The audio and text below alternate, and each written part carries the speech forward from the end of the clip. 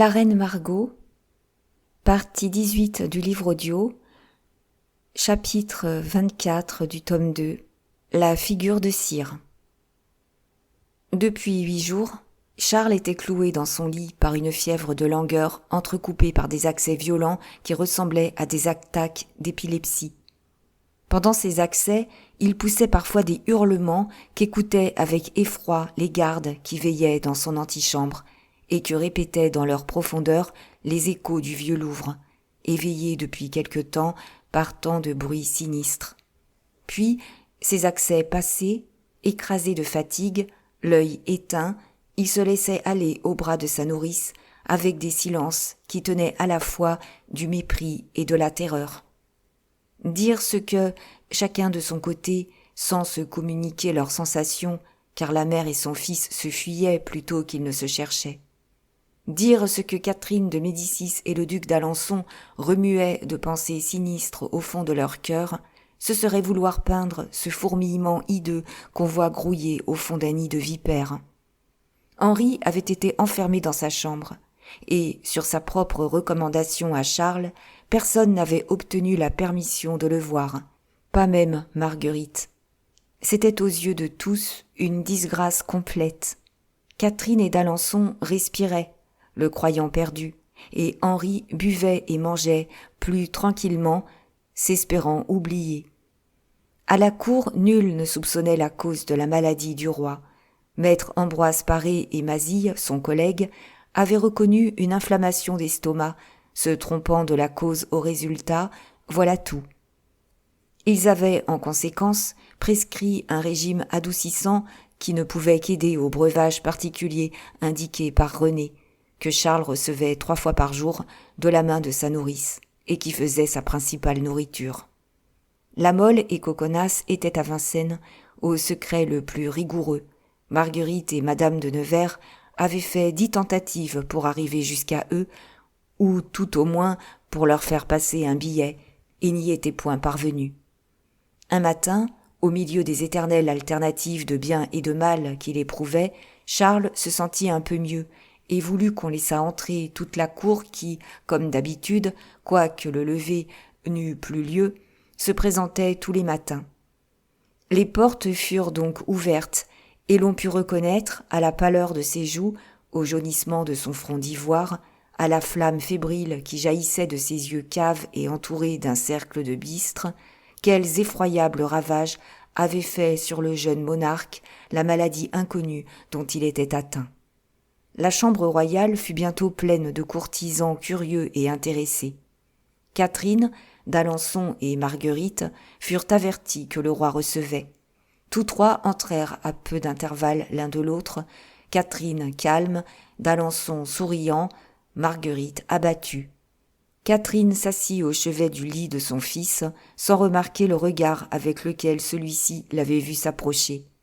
Monsieur d'Alençon se plaça au pied et se tint debout. Marguerite s'appuya à un meuble et, voyant le front pâle, le visage amaigri et l'œil enfoncé de son frère, elle ne put retenir un soupir et une larme. Charles, auquel rien n'échappait, vit cette larme, entendit ce soupir, et de la tête fit un signe imperceptible à Marguerite. Ce signe, si imperceptible qu'il fût, éclaira le visage de la pauvre reine de Navarre, à qui Henri n'avait eu le temps de rien dire, ou peut-être même n'avait voulu rien dire. Elle craignait pour son mari, elle tremblait pour son amant. Pour elle-même, elle ne redoutait rien, elle connaissait trop bien la Mole et savait qu'elle pouvait compter sur lui. « Eh bien, mon cher fils, dit Catherine, comment vous trouvez-vous ? » ?»« Mieux, ma mère, mieux. »« Et que disent vos médecins ? » ?»« Mes médecins ? Ah, ce sont de grands docteurs, ma mère, dit Charles, en éclatant de rire. Et j'ai un suprême plaisir, je l'avoue, à les entendre discuter sur ma maladie. Nourrice, donne-moi à boire. La nourrice apporta à Charles une tasse de sa potion ordinaire. Et que vous font-ils prendre, mon fils ? Oh, madame, qui connaît quelque chose à leur préparation, répondit le roi en avalant vivement le breuvage. Ce qu'il faudrait à mon frère, dit François, Ce serait de pouvoir se lever et prendre le beau soleil. La chasse, qu'il aime tant, lui ferait grand bien. » « Oui, » dit Charles, avec un sourire dont il fut impossible au duc de deviner l'expression. « Cependant, la dernière m'a fait grand mal. » Charles avait dit ces mots d'une façon si étrange que la conversation, à laquelle les assistants ne s'étaient pas un instant mêlés, en resta là. Puis il fit un signe de tête. Les courtisans comprirent que la réception était achevée et se retirèrent les uns après les autres. D'Alençon fit un mouvement pour s'approcher de son frère, mais un sentiment intérieur l'arrêta. Il salua et sortit. Marguerite se jeta sur la main décharnée que son frère lui tendait, la serra et la baisa, et sortit à son tour. « Bonne Margot » murmura Charles. Catherine seule resta, conservant sa place au chevet du lit. Charles, en se trouvant en tête-à-tête avec elle, se recula vers la ruelle avec le même sentiment de terreur qui fait qu'on recule devant un serpent. C'est que Charles, instruit par les aveux de René, puis peut-être mieux encore par le silence et la méditation, n'avait plus même le bonheur de douter. Il savait parfaitement à qui et à quoi attribuer sa mort. Aussi, lorsque Catherine se rapprocha du lit et allongea vers son fils une main froide comme son regard, celui-ci frissonna et eut peur. « Vous demeurez, madame ?» lui dit-il. « Oui, mon fils, » répondit Catherine. « J'ai à vous entretenir de choses importantes. »« Parlez, madame, » dit Charles en se reculant encore. « Sire, » dit la reine, « je vous ai entendu affirmer tout à l'heure que vos médecins étaient de grands docteurs. »« Et je l'affirme encore, madame. »« Cependant, qu'ont-ils fait depuis que vous êtes malade ? » ?»« Rien, c'est vrai. Mais si vous aviez entendu ce qu'ils ont dit. En vérité, madame, on voudrait être malade rien que pour entendre de si savantes dissertations. »« Eh bien, moi, mon fils, voulez-vous que je vous dise une chose ? » ?»« Comment donc ? Dites, ma mère. »« Eh bien, je soupçonne que tous ces grands docteurs ne connaissent rien à votre maladie. »« Vraiment, madame ? » ?»« Qu'ils voient peut-être un résultat, mais que la cause leur échappe. »« C'est possible, » dit Charles, ne comprenant pas où sa mère en voulait venir. « De sorte qu'ils traitent le symptôme au lieu de traiter le mal. »« Sur mon âme, » reprit Charles étonné, « je crois que vous avez raison, ma mère. »« Eh bien, moi, mon fils, » dit Catherine, « comme il ne convient ni à mon cœur, ni au bien de l'État que vous soyez malade si longtemps, attendu que le moral pourrait finir par s'affecter chez vous, j'ai rassemblé les plus savants docteurs. »« En art médical, madame ? » ?»« Non, dans un art plus profond, dans l'art qui permet non seulement de lire dans les corps, mais encore dans les cœurs. »« Ah, le bel art, madame, » fit Charles, « et qu'on a raison de ne pas l'enseigner au roi. Et vos recherches ont eu un résultat ? » continua-t-il. « Oui. »« Lequel ? » ?»« Celui que j'espérais, et j'apporte à votre majesté le remède qui doit guérir son corps et son esprit. » Charles frissonna. Il crut que sa mère, trouvant qu'il vivait trop longtemps encore, avait résolu d'achever sciemment ce qu'elle avait commencé sans le savoir.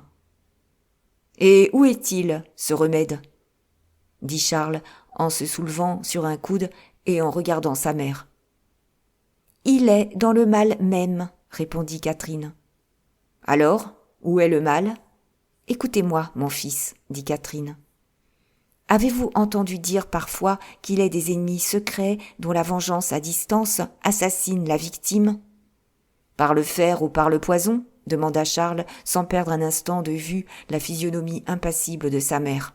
« Non, par des moyens bien autrement sûrs, bien autrement terribles, » dit Catherine. « Expliquez-vous. »« Mon fils, » demanda la Florentine, « avez-vous foi aux pratiques de la cabale et de la magie ?» Charles comprima un sourire de mépris et d'incrédulité. « Beaucoup, dit-il. »« Eh bien, » dit vivement Catherine, « de là viennent vos souffrances. Un ennemi de votre majesté, qui n'eût point osé vous attaquer en face, a conspiré dans l'ombre.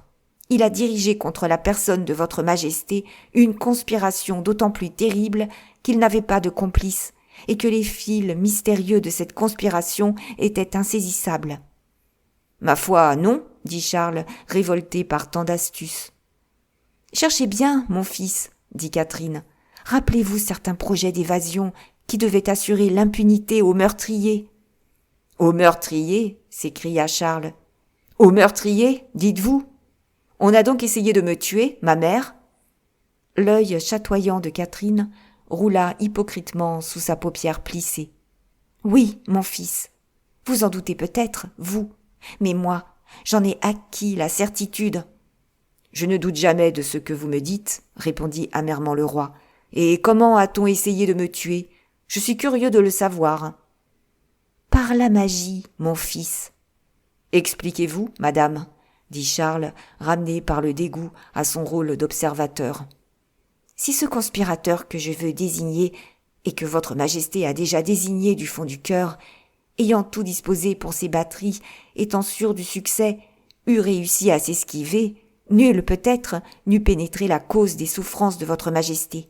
Mais heureusement, sire, votre frère veillait sur vous. Quel frère? Votre frère d'Alençon. Ah oui, c'est vrai. J'oublie toujours que j'ai un frère, murmura Charles, en riant avec amertume. Et vous dites donc, madame, qu'il a heureusement révélé le côté matériel de la conspiration à votre majesté. Mais tandis qu'il ne cherchait, lui, enfant inexpérimenté, que les traces d'un complot ordinaire, que les preuves d'une escapade de jeune homme, je cherchais, moi, des preuves d'une action bien plus importante, car je connais la portée de l'esprit du coupable. Ah, ça. Mais, ma mère, on dirait que vous parlez du roi de Navarre, dit Charles, voulant voir jusqu'où irait cette dissimulation florentine. Catherine baissa hypocritement les yeux. Je l'ai fait arrêter, ce me semble, et conduire à Vincennes pour l'escapade en question, continua le roi. Serait-il donc encore plus coupable que je ne le soupçonne? Sentez-vous la fièvre qui vous dévore? Demanda Catherine. Oui, certes, madame, dit Charles en fronçant le sourcil. Sentez-vous la chaleur brûlante qui ronge votre cœur et vos entrailles? Oui, madame, répondit Charles en s'assombrissant de plus en plus. Et les douleurs aiguës de tête qui passent par vos yeux pour arriver à votre cerveau, comme autant de coups de flèche? Oui, oui, madame. Oh, je sens bien tout cela. Oh, vous savez bien décrire mon mal. Eh bien, cela est tout simple, dit la Florentine. Regardez. Et elle tira de dessous son manteau un objet qu'elle présenta au roi. C'était une figurine de cire jaunâtre, haute de 6 pouces à peu près. Cette figure était vêtue d'abord d'une robe étoilée d'or, en cire, comme la figurine, puis d'un manteau royal de même matière. « Eh bien, demanda Charles, qu'est-ce que cette petite statue ?»« Voyez ce qu'elle a sur la tête, dit Catherine. »« Une couronne, répondit Charles. »« Et au cœur ?»« Une aiguille. »« Eh bien, sire, vous reconnaissez-vous ?»« Moi ? Oui, vous, avec votre couronne, avec votre manteau. »« Et qui donc a fait cette figure ?» dit Charles, que cette comédie fatiguait. « Le roi de Navarre, sans doute ?»« Non pas, sire. »« Non pas. Alors je ne vous comprends plus. »« Je dis non, reprit Catherine, parce que votre majesté pourrait tenir au fait exact. »« J'aurais dit oui, si votre majesté m'eût posé la question d'une autre façon. » Charles ne répondit pas. Il essayait de pénétrer toutes les pensées de cette âme ténébreuse qui se refermait sans cesse devant lui au moment où il se croyait tout prêt à y lire. « Sire, continua Catherine, cette statue a été trouvée par les soins de votre procureur général Laguel, au logis de l'homme qui, le jour de la chasse au vol, tenait un cheval de main tout prêt pour le roi de Navarre. « Chez monsieur de la Mole, dit Charles. « Chez lui-même. Et s'il vous plaît, regardez encore cette aiguille d'acier qui perce le cœur, et voyez quelle lettre est écrite sur l'étiquette qu'elle porte. »« Je vois un M, dit Charles. »« C'est-à-dire mort. C'est la formule magique, sire. L'inventeur écrit ainsi son vœu sur la plaie même qu'il creuse. S'il eût voulu frapper de folie, comme le duc de Bretagne fit pour le roi Charles VI, il eût enfoncé l'épingle dans la tête et il eût mis un F au lieu d'un M. Ainsi, dit Charles IX, à votre avis, madame, celui qui en veut à mes jours, c'est monsieur de la Mole ? Oui, comme le poignard en veut au cœur. Oui, mais derrière le poignard, il y a le bras qui le pousse. Et voilà toute la cause du mal dont je suis atteint. Le jour où le charme sera détruit, le mal cessera. Mais comment s'y prendre ? Demanda Charles. Vous le savez, vous, ma bonne mère. Mais moi, tout au contraire de vous, qui vous en êtes occupé toute votre vie, je suis fort ignorant en cabale et en magie. La mort de l'inventeur rompt le charme, voilà tout. Le jour où le charme sera détruit, le mal cessera, dit Catherine. Vraiment, dit Charles d'un air étonné. Comment ? Vous ne savez pas cela ? Dame, je ne suis pas sorcier, dit le roi. Eh bien, maintenant, dit Catherine, votre majesté est convaincue, n'est-ce pas ? Certainement. La conviction va chasser l'inquiétude ? Complètement. Ce n'est point par complaisance que vous le dites. Non, ma mère, c'est du fond de mon cœur. Le visage de Catherine se dérida. Dieu soit loué, s'écria-t-elle, comme si elle eût cru en Dieu. Oui, Dieu soit loué, reprit ironiquement Charles. Je sais maintenant, comme vous, à qui attribuer l'état où je me trouve, et par conséquent, qui punir. Et nous punirons. Monsieur de la Mole, n'avez-vous pas dit qu'il était le coupable ? J'ai dit qu'il était l'instrument.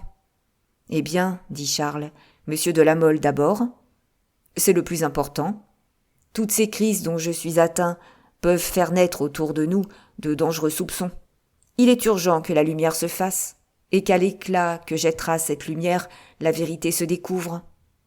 Ainsi, monsieur de la Mole me va admirablement comme coupable. Je l'accepte, donc.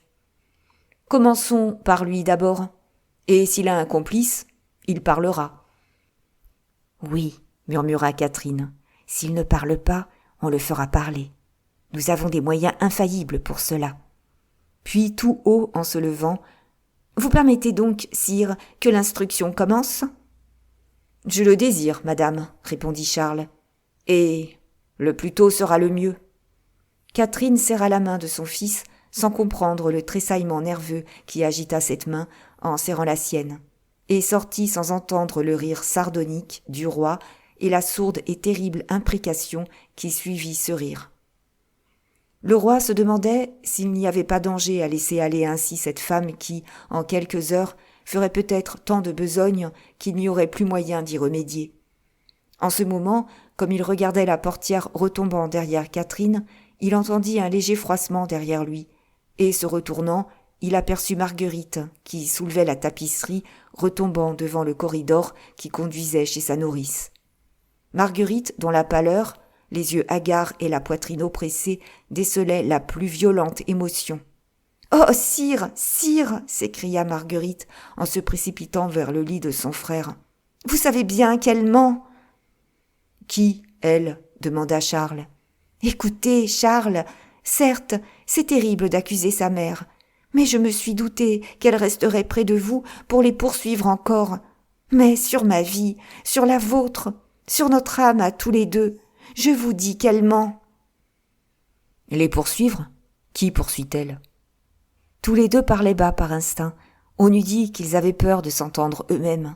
« Henri d'abord, votre Henriot, qui vous aime, qui vous est dévoué plus que personne au monde. »« Tu le crois, Margot ?» dit Charles. « Oh, sire, j'en suis sûre. »« Eh bien, moi aussi, » dit Charles. « Alors, si vous en êtes sûr, mon frère, » dit Marguerite, étonnée, « pourquoi l'avez-vous fait arrêter et conduire à Vincennes ?»« Parce qu'il me l'a demandé, lui-même. »« Il vous l'a demandé, sire ?»« Oui, il a de singulières idées, Henriot. Peut-être se trompe-t-il, peut-être a-t-il raison. Mais enfin, une de ses idées, c'est qu'il est plus en sûreté dans ma disgrâce que dans ma faveur, loin de moi que près de moi, à Vincennes qu'au Louvre. »« Ah, je comprends, » dit Marguerite. « Et il est en sûreté, alors ?»« Dame, aussi en sûreté que peut l'être un homme dont Beaulieu me répond sur sa tête. »« Oh, merci, mon frère. Voilà pour Henri. Mais... »« Mais quoi ?» demanda Charles. « Mais il y a une autre personne, sire, à laquelle j'ai tort de m'intéresser peut-être, mais à laquelle je m'intéresse enfin. » Et quelle est cette personne ? Sire, épargnez-moi. J'oserais à peine le nommer à mon frère, et n'ose le nommer à mon roi. Monsieur de la Mole, n'est-ce pas ? Dit Charles.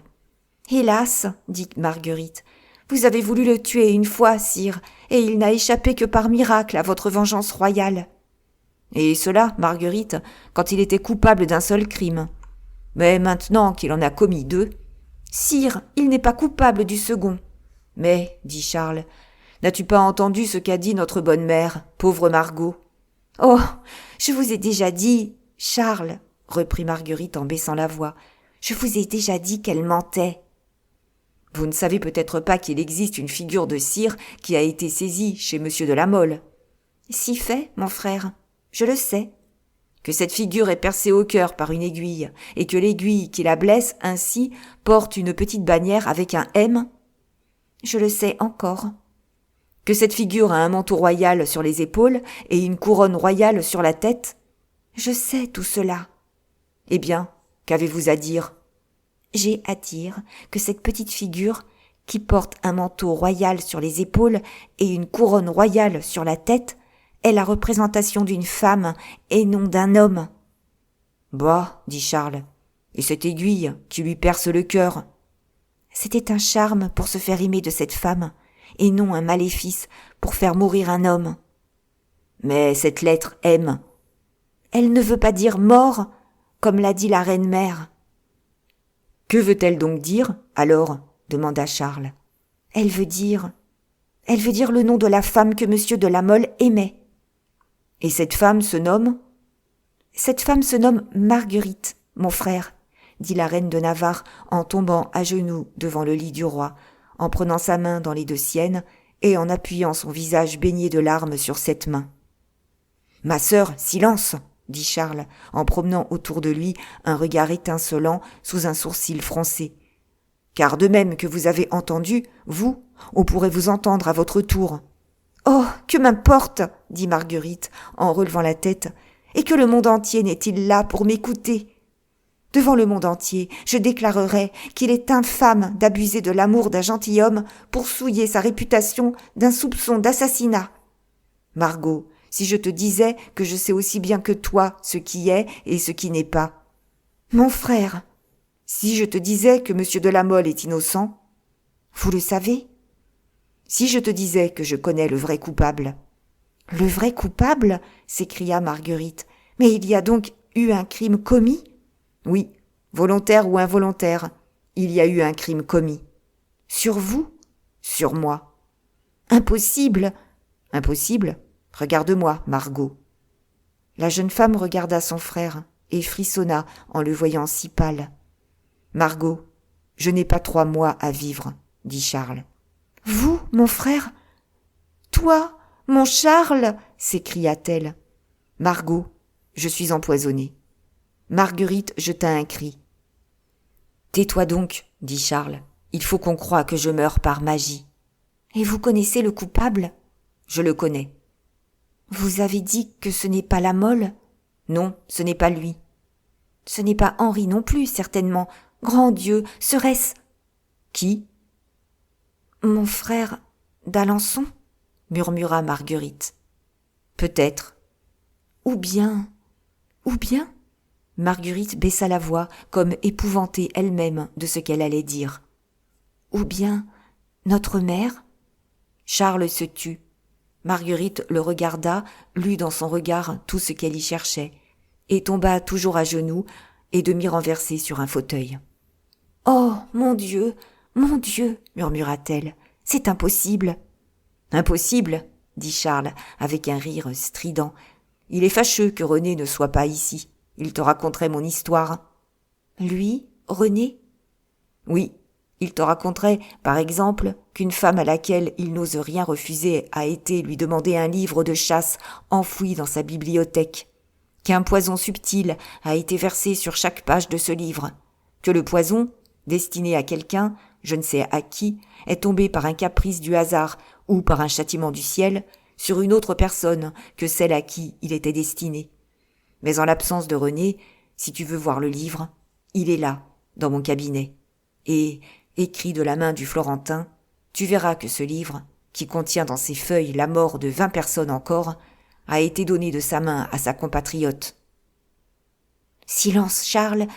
À ton tour, silence, dit Marguerite. »« Tu vois bien maintenant qu'il faut qu'on croie que je meurs par magie. »« Mais c'est inique. Mais c'est affreux. Grâce, grâce, vous savez bien qu'il est innocent. » »« Oui, je le sais. Mais il faut qu'on le croie coupable. Souffre donc la mort de ton amant. C'est peu pour sauver l'honneur de la maison de France. Je souffre bien la mort pour que le secret meure avec moi. » Marguerite courba la tête, comprenant qu'il n'y avait rien à faire pour sauver la Mole du côté du roi, et se retira toute pleurante et n'ayant plus d'espoir qu'en ses propres ressources. Pendant ce temps, comme l'avait prévu Charles, Catherine ne perdait pas une minute, et elle écrivait au procureur général Laguelle une lettre dont l'histoire a conservé jusqu'au dernier mot et qui jette sur toute cette affaire de sanglantes lueurs. « Monsieur le procureur, ce soir on me dit, pour certain, que la Mole a fait le sacrilège. En son logis à Paris, on a trouvé beaucoup de méchantes choses, comme des livres et des papiers. Je vous prie d'appeler le premier président et d'instruire au plus vite l'affaire de la figure de cire à laquelle ils ont donné un coup au cœur, et ce, contre le roi. Catherine. » Chapitre 25. Les boucliers invisibles. Le lendemain du jour où Catherine avait écrit la lettre qu'on vient de lire, le gouverneur entra chez Coconas avec un appareil des plus imposants. Il se composait de 2 hallebardiers et de 4 robes noires. Coconas était invité à descendre dans une salle où le procureur Laguelle et 2 juges l'attendaient pour l'interroger selon les instructions de Catherine. Pendant les 8 jours qu'il avait passés en prison, Coconas avait beaucoup réfléchi, sans compter que chaque jour la Mole et lui, réunis un instant par les soins de leur geôlier qui, sans leur rien dire, leur avait fait cette surprise que selon toute probabilité il ne devait pas à sa seule philanthropie, sans compter, disons-nous, que la Mole et lui s'étaient recordés sur la conduite qu'ils avaient à tenir et qui était une négation absolue. Il était donc persuadé qu'avec un peu d'adresse, son affaire prendrait la meilleure tournure. Les charges n'étaient pas plus fortes pour eux que pour les autres. Henri et Marguerite n'avaient fait aucune tentative de fuite. Ils ne pouvaient donc être compromis dans une affaire où les principaux coupables étaient libres. Coconas ignorait que Henri habitât le même château que lui, et la complaisance de son geôlier lui apprenait qu'au-dessus de sa tête planaient des protections qu'il appelait ses boucliers invisibles. Jusque-là, les interrogatoires avaient porté sur les desseins du roi de Navarre, sur les projets de fuite et sur la part que les 2 amis devaient prendre à cette fuite. À tous ces interrogatoires, Coconas avait constamment répondu d'une façon plus que vague et beaucoup plus qu'adroite. Il s'apprêtait encore à répondre de la même façon, et d'avance il avait préparé toutes ces petites réparties, lorsqu'il s'aperçut tout à coup que l'interrogatoire avait changé d'objet. Il s'agissait d'une ou de plusieurs visites faites à René, d'une ou de plusieurs figures de cire faites à l'instigation de la Mole. Coconas, tout préparé qu'il était, crut remarquer que l'accusation perdait beaucoup de son intensité, puisqu'il ne s'agissait plus, au lieu d'avoir trahi un roi, que d'avoir fait une statue de reine. Encore, cette statue était-elle haute de 8 à 10 pouces, tout au plus. Il répondit donc fort gaiement que ni lui ni son ami ne jouaient plus depuis longtemps à la poupée, et remarqua avec plaisir que plusieurs fois ses réponses avaient eu le privilège de faire sourire ses juges. On n'avait pas encore dit en vers « J'ai ri, me voilà désarmé », mais cela s'était déjà beaucoup dit en prose, et Coconas crut avoir à moitié désarmé ses juges parce qu'ils avaient souri. Son interrogatoire terminé, il remonta donc dans sa chambre, si chantant, si bruyant, que la Mole, pour qui il faisait tout ce tapage, dut en tirer les plus heureuses conséquences. On le fit descendre à son tour. La Mole, comme Coconas, vit avec étonnement l'accusation abandonner sa première voie et entrer dans une voie nouvelle. On l'interrogea sur ses visites à René. Il répondit qu'il avait été chez le Florentin une fois seulement. On lui demanda si cette fois il ne lui avait pas commandé une figure de cire. Il répondit que René lui avait montré cette figure toute faite. On lui demanda si cette figure ne représentait pas un homme. Il répondit qu'elle représentait une femme. On lui demanda si le charme n'avait point pour but de faire mourir cet homme. Il répondit que le but de ce charme était de se faire aimer de cette femme. Ces questions furent faites, tournées et retournées de 100 façons différentes. Mais à toutes ces questions, sous quelque face qu'elles lui fussent présentées, la Mole fit constamment les mêmes réponses. Les juges se regardèrent avec une sorte d'indécision, ne sachant que trop dire ni que faire devant une pareille simplicité, lorsqu'un billet apporté au procureur général trancha la difficulté. Il était conçu en ces termes. Si l'accusé nie, recourez à la question. C. Le procureur mit le billet dans sa poche, sourit à la Mole et le congédia poliment. La Mole rentra dans son cachot presque aussi rassuré, sinon presque aussi joyeux que Coconas. « Je crois que tout va bien, dit-il. » 1 heure après, il entendit des pas et vit un billet qui se glissait sous la porte, sans voir quelle main lui donnait le mouvement. Il le prit, tout en pensant que la dépêche venait, selon toute probabilité, du guichetier. En voyant ce billet, un espoir presque aussi douloureux qu'une déception lui était venu au cœur. Il espérait que ce billet était de Marguerite, dont il n'avait eu aucune nouvelle depuis qu'il était prisonnier. Il s'en saisit tout tremblant, l'écriture faillit le faire mourir de joie. « Courage, disait le billet, je veille. »« Ah, si elle veille, s'écria la Mole en couvrant de baisers ce papier qu'avait touché une main si chère. Si elle veille, je suis sauvé. » Il faut, pour que la Mole comprenne ce billet et pour qu'il ait foi avec Coconas dans ce que le Piémontais appelait ses boucliers invisibles, que nous ramenions le lecteur à cette petite maison, à cette chambre où tant de scènes d'un bonheur enivrant, où tant de parfums à peine évaporés, où tant de doux souvenirs, devenus depuis des angoisses, brisaient le cœur d'une femme à demi renversée sur des coussins de velours. Être reine, être forte, être jeune, être riche, être belle et souffrir ce que je souffre, s'écriait cette femme. Oh, c'est impossible. Puis, dans son agitation, elle se levait, marchait, s'arrêtait tout à coup, appuyait son front brûlant contre quelque marbre glacé, se relevait pâle et le visage couvert de larmes, se tordait les bras avec des cris et retombait brisée sur quelque fauteuil. Tout à coup, la tapisserie qui séparait l'appartement de la rue Cloche-Percée de l'appartement de la rue Tison se souleva. Un frémissement soyeux effleura la boiserie et la duchesse de Nevers apparut. « Oh !» s'écria Marguerite, « c'est toi ! Avec quelle impatience je t'attendais ! Eh bien, quelle nouvelle ?»« Mauvaise, mauvaise, ma pauvre amie. Catherine pousse elle-même l'instruction, et en ce moment encore, elle est à Vincennes. » « Et René ? Il est arrêté ? Avant que tu aies pu lui parler ? Oui. Et nos prisonniers ? J'ai de leurs nouvelles. Par le guichetier ? Toujours. Eh bien, ils communiquent chaque jour ensemble. Avant-hier, on les a fouillés. La Mole a brisé ton portrait plutôt que de le livrer. Ce cher la Mole. Hannibal a rionné des inquisiteurs. Bon Hannibal, mais après ? On les a interrogés ce matin sur la fuite du roi, sur ses projets de rébellion, en Navarre. Et ils n'ont rien dit. Oh, je savais bien qu'ils garderaient le silence. Mais ce silence les tue aussi bien que s'ils parlaient. Oui, mais nous les sauvons, nous. Tu as donc pensé à notre entreprise ? Je ne me suis occupée que de cela depuis hier. Eh bien ? Je viens de conclure avec Beaulieu. Ah, ma chère reine, quel homme difficile et cupide. Cela coûtera la vie d'un homme et 300 000 écus.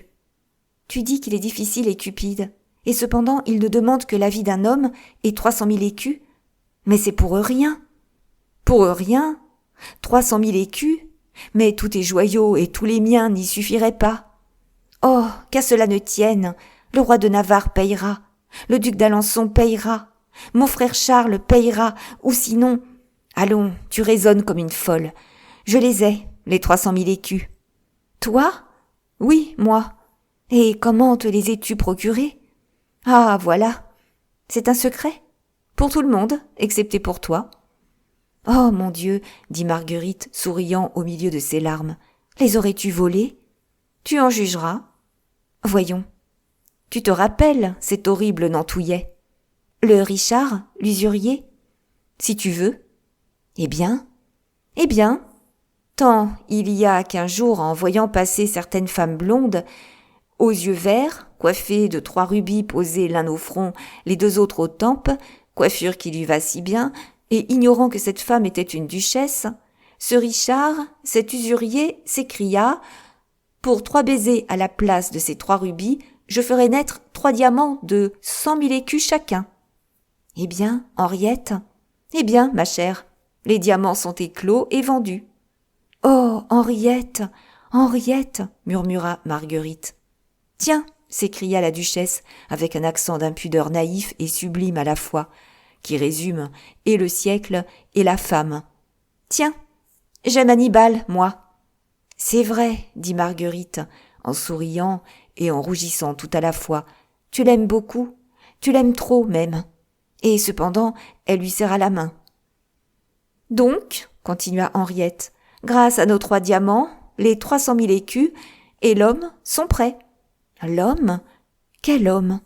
L'homme à tuer? Tu oublies qu'il faut tuer un homme. Et tu as trouvé l'homme qu'il te fallait? Parfaitement. Au même prix? Demanda en souriant Marguerite. Au même prix. J'en eusse trouvé 1000, répondit Henriette. Non, moyennant 500 écus, tout bonnement. Pour 500 écus, tu as trouvé un homme qui a consenti à se faire tuer? Que veux-tu? Il faut bien vivre. Ma chère amie, je ne te comprends plus. Voyons, parle clairement. Les énigmes prennent trop de temps à deviner dans la situation où nous nous trouvons. Eh bien, écoute. Le geôlier auquel est confiée la garde de La Mole et de Coconas est un ancien soldat qui sait ce que c'est qu'une blessure. Il veut bien aider à sauver nos amis, mais il ne veut pas perdre sa place. Un coup de poignard adroitement placé fera l'affaire. Nous lui donnerons une récompense et l'État un dédommagement. De cette façon, le brave homme recevra des 2 mains et aura renouvelé la fable du pélican. Mais, dit Marguerite, un coup de poignard? Sois tranquille, c'est Annibal qui le donnera. Au fait, dit en riant Marguerite, il a donné 3 coups tant d'épée que de poignard à La Mole, et La Mole n'en est pas mort. Il y a donc tout lieu d'espérer. Méchante, tu mériterais que j'en restasse là. Oh non, au contraire, dis-moi le reste, je t'en supplie. Comment les sauverons-nous, voyons? Eh bien, voici l'affaire. La chapelle est le seul lieu du château où puissent pénétrer les femmes qui ne sont point prisonnières. On nous fait cacher derrière l'autel. Sous la nappe de l'autel, ils trouvent 2 poignards. La porte de la sacristie est ouverte d'avance. Coconas frappe son geôlier, qui tombe et fait semblant d'être mort. Nous apparaissons. Nous jetons chacune un manteau sur les épaules de nos amis. Nous fuyons avec eux par la petite porte de la sacristie. Et, comme nous avons le mot d'ordre, nous sortons sans empêchement. Et une fois sortis, 2 chevaux les attendent à la porte. Ils sautent dessus, quittent l'Île-de-France et gagnent la Lorraine, d'où, de temps en temps, ils reviennent incognito. « Oh, tu me rends la vie, » dit Marguerite. « Ainsi, nous les sauverons ?» J'en répondrai presque. « Et cela bientôt ?»« Dame, dans 3 ou 4 jours. Beaulieu nous préviendra. Mais si l'on te reconnaît dans les environs de Vincennes, cela peut faire du tort à notre projet. Comment veux-tu que l'on me reconnaisse? Je sors en religieuse avec une coiffe, grâce à laquelle on ne me voit pas même le bout du nez.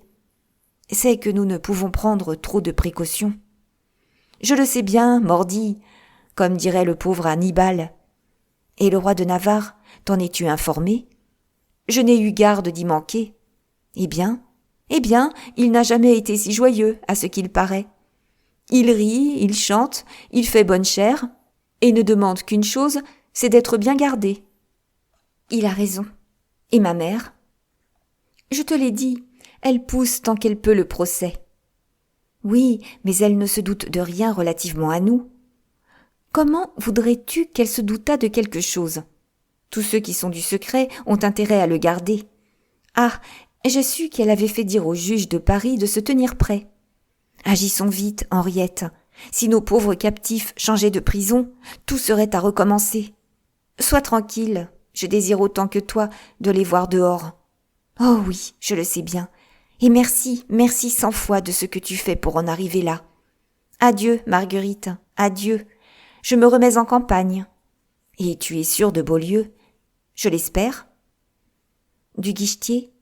Il a promis. Des chevaux? Ils seront les meilleurs de l'écurie du duc de Nevers. Je t'adore, Henriette.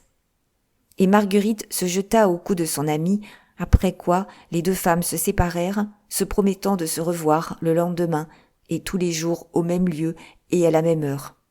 C'étaient ces deux créatures charmantes et dévouées que Coconas appelait, avec une si saine raison, ses boucliers invisibles. Chapitre 26. Les juges. Eh bien, mon brave ami, dit Coconas à la Mole, lorsque les deux compagnons se retrouvèrent ensemble à la suite de l'interrogatoire où, pour la première fois, il avait été question de la figure de cire. Il me semble que tout marche à ravir et que nous ne tarderons pas à être abandonnés des juges, ce qui est un diagnostic tout opposé à celui de l'abandon des médecins, car lorsque le médecin abandonne le malade, c'est qu'il ne peut plus le sauver. Mais tout au contraire, quand le juge abandonne l'accusé, c'est qu'il perd l'espoir de lui faire couper la tête.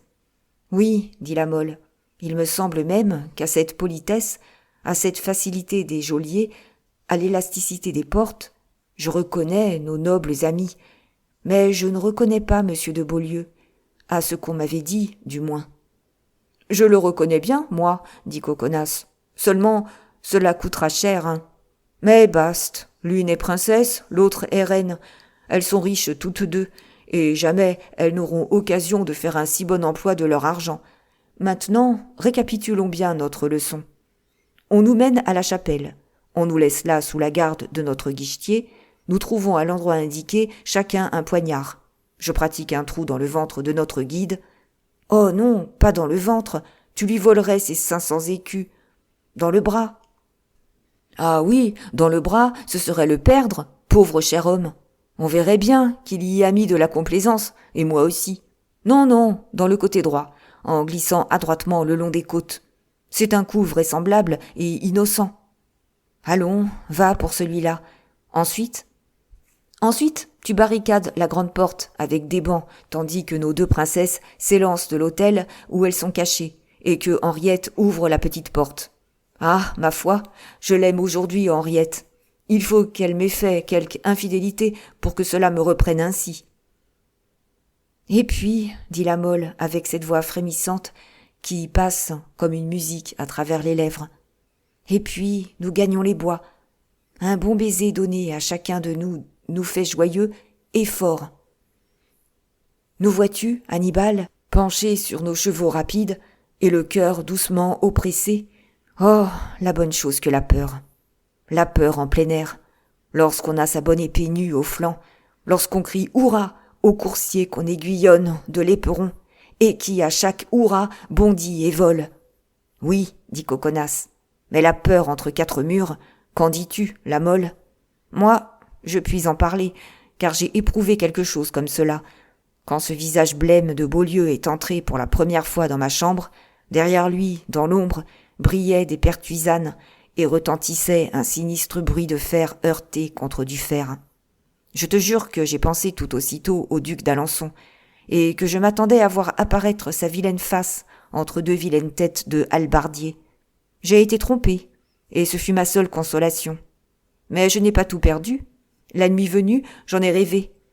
Ainsi, dit la Mole, qui suivait sa pensée souriante, sans accompagner son amie dans les excursions que faisait la sienne au champ du fantastique. Ainsi, elles ont tout prévu, même le lieu de notre retraite. Nous allons en Lorraine, cher ami. En vérité, j'eusse mieux aimé aller en Navarre. En Navarre, j'étais chez elle. Mais la Navarre est trop loin. Nancy vaut mieux. D'ailleurs, là, nous ne serons qu'à 80 lieues de Paris. Sais-tu un regret que j'emporte, Hannibal, en sortant d'ici? Ah, ma foi, non. Par exemple, Quant à moi, j'avoue que j'y laisse tous les miens. Eh bien, c'est de ne pouvoir emmener avec nous le digne geôlier au lieu de...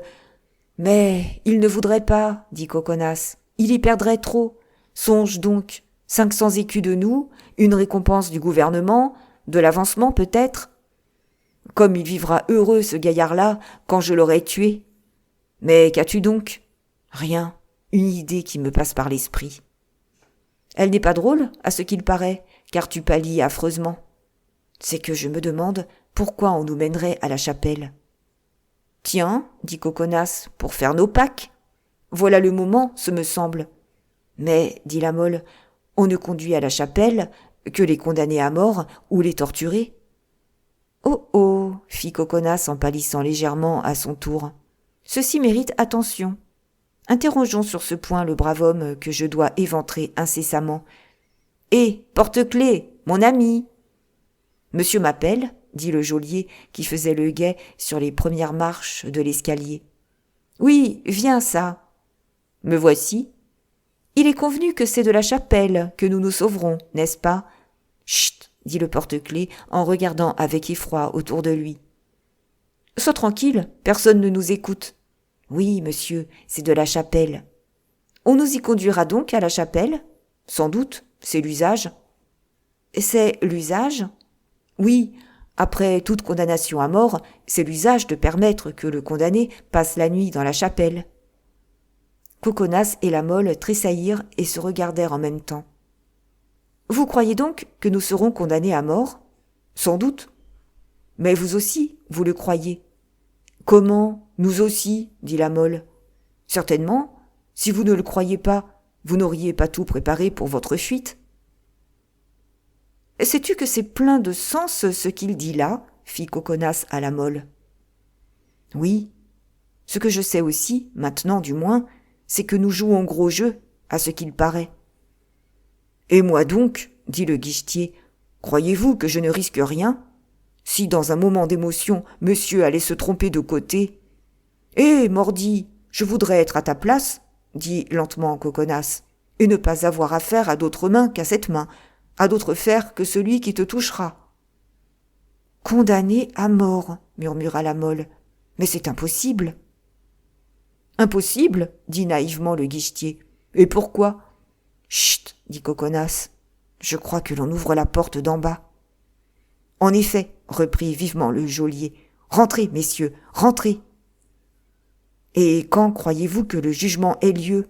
Demanda la Mole. Demain au plus tard. Mais soyez tranquilles, les personnes qui doivent être prévenues le seront. Alors, embrassons-nous et faisons nos adieux à ces murs. Les deux amis se jetèrent dans les bras l'un de l'autre et rentrèrent chacun dans sa chambre, la Mole soupirant, Coconas chantonnant. Il ne se passa rien de nouveau jusqu'à 7 heures du soir. La nuit descendit sombre et pluvieuse sur le donjon de Vincennes, une vraie nuit d'évasion. On apporta le repas du soir de Coconas, lequel soupa avec son appétit ordinaire, tout en songeant au plaisir qu'il aurait à être mouillé par cette pluie qui fouettait les murailles.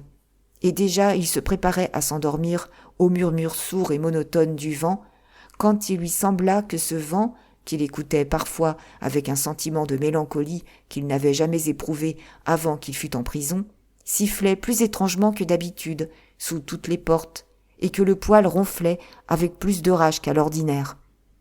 Ce phénomène avait lieu chaque fois qu'on ouvrait un des cachots de l'étage supérieur, et surtout celui d'en face. C'est à ce bruit qu'Annibal reconnaissait toujours que le geôlier allait venir, attendu que ce bruit indiquait qu'il sortait de chez la Mole. Cependant, cette fois, Coconas demeura inutilement le cou tendu et l'oreille au guet. Le temps s'écoula, personne ne vint. « C'est étrange, dit Coconas. On a ouvert chez la Mole et l'on n'ouvre pas chez moi. La Mole aurait-il appelé? Serait-il malade? Que veut dire cela? Tout est soupçon et inquiétude, comme tout est joie et espoir pour un prisonnier. Une demi-heure s'écoula, puis 1 heure, puis 1 heure et demie. Coconas commençait à s'endormir de dépit quand le bruit de la serrure le fit bondir. « Oh oh, dit-il, est-ce déjà l'heure du départ? Et va-t-on nous conduire à la chapelle sans être condamnés? Mordi! Ce serait un plaisir de fuir par une nuit pareille. Il fait noir comme dans un four. Pourvu que les chevaux ne soient point aveuglés. Il se préparait à questionner gaiement le porte-clés quand il vit celui-ci appliquer son doigt sur les lèvres en roulant des yeux très éloquents. En effet, derrière le geôlier, on entendait du bruit et l'on apercevait des ombres. Tout à coup, au milieu de l'obscurité, il distingua 2 casques, sur chacun desquels la chandelle fumeuse envoya une paillette d'or. « Oh, oh » demanda-t-il à demi-voix, « qu'est-ce que c'est que cet appareil sinistre ? Où allons-nous donc ?» Le geôlier ne répondit que par un soupir qui ressemblait fort à un gémissement. « Mordi !» murmura Coconas. « Quelle peste d'existence ! Toujours des extrêmes, jamais de terre ferme. On barbote dans 100 pieds d'eau, où l'on plane au-dessus des nuages. Pas de milieu. Voyons, où allons-nous ?»« Suivez les hallebardiers, monsieur, » dit une voix grasseyante qui fit connaître à Coconas que les soldats qu'il avait entrevus étaient accompagnés d'un huissier quelconque. « Et monsieur de la Mole ?» demanda le Piémontais. « Où est-il ? Que devient-il ?»« Suivez les hallebardiers » répéta la même voix grasseyante sur le même ton. Il fallait obéir. Coconas sortit de sa chambre et aperçut l'homme noir dont la voix lui avait été si désagréable. C'était un petit greffier bossu et qui, sans doute, s'était fait homme de robe pour qu'on ne s'aperçût point qu'il était bancal en même temps. Il descendit lentement l'escalier en spirale. Au premier étage, les gardes s'arrêtèrent. « C'est beaucoup descendre, » murmura Coconas, « mais pas encore assez. » La porte s'ouvrit. Coconas avait un regard de lynx et un flair de limier. Il flaira les juges et vit dans l'ombre une silhouette d'homme aux bras nus qui lui fit monter la sueur au front. Il n'en prit pas moins la mine la plus souriante, pencha la tête à gauche, selon le code des grands airs à la mode à cette époque, et, le poing sur la hanche, entra dans la salle. On leva une tapisserie, et Coconas aperçut effectivement des juges et des greffiers. À quelques pas de ces juges et de ces greffiers, la Mole était assis sur un banc. Coconas fut conduit devant un tribunal. Arrivé en face des juges, Coconas s'arrêta, salua la Mole d'un signe de tête et d'un sourire. Puis il attendit. « Comment vous nommez-vous, monsieur ?» lui demanda le président. « Marc Annibal de Coconas, » répondit le gentilhomme avec une grâce parfaite. « Comte de Montpensier, Chenaux et autres lieux. Mais on connaît nos qualités, je présume. Où êtes-vous né ? À Saint-Colomban, près de Suse. Quel âge avez-vous ? 27 ans et 3 mois. Bien, dit le président. Il paraît que cela lui fit plaisir, murmura Coconas. Maintenant, dit le président, après un moment de silence qui donna au greffier le temps d'écrire les réponses de l'accusé. Quel était votre but en quittant la maison de M. d'Alençon ? De me réunir à M. de la Mole, mon ami que voilà, et qui, lorsque je la quittais, moi, l'avais déjà quitté depuis quelques jours. Que faisiez-vous à la chasse, où vous fûtes arrêté ? Mais, répondit Coconas, je chassais. Le roi était aussi à cette chasse, et il y ressentit les premières atteintes du mal dont il souffre en ce moment. Quant à ceci, je n'étais pas près du roi, et je ne puis rien dire. J'ignorais même qu'il fût atteint d'un mal quelconque. Les juges se regardèrent avec un sourire d'incrédulité.